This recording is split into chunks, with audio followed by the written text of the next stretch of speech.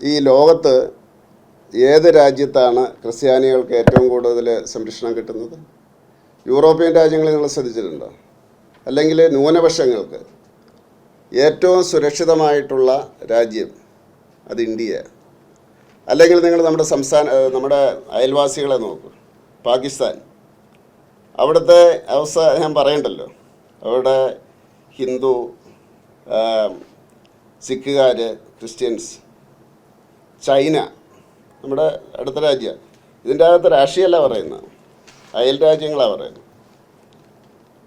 ചൈനയിൽ അവർ തന്നെ സംഭവിക്കുന്ന 50 ലക്ഷം മുസ്ലിംസ് ജയിലിലുണ്ടെന്ന്.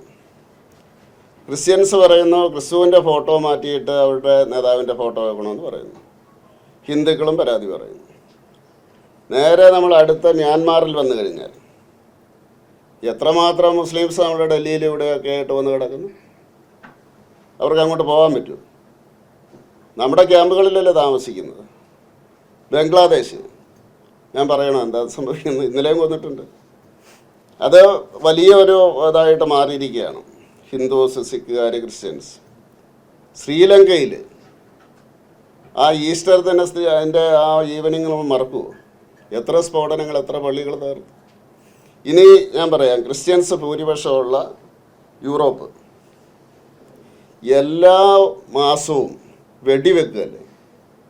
ക്രിസ്ത്യാനി ആയതുകൊണ്ട് ക്രിസ്ത്യൻ ഭൂരിപക്ഷമായിട്ടുള്ള യൂറോപ്പിൽ ക്രിസ്ത്യാനികളെ വെടിവെച്ച് കൊല്ലുകയല്ലേ ഭീകരവാദികൾ. എന്തിന് അമേരിക്കയിൽ ട്രംപ് വലിയ വീരവാദം വിളിക്കുന്നുണ്ട്.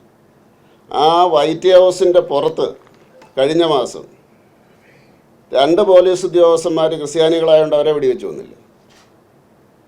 ഈ രീതിയിൽ നോക്കുന്ന അവസരത്തിൽ ഇന്ത്യയിലെ ഏറ്റവും സുരക്ഷിതം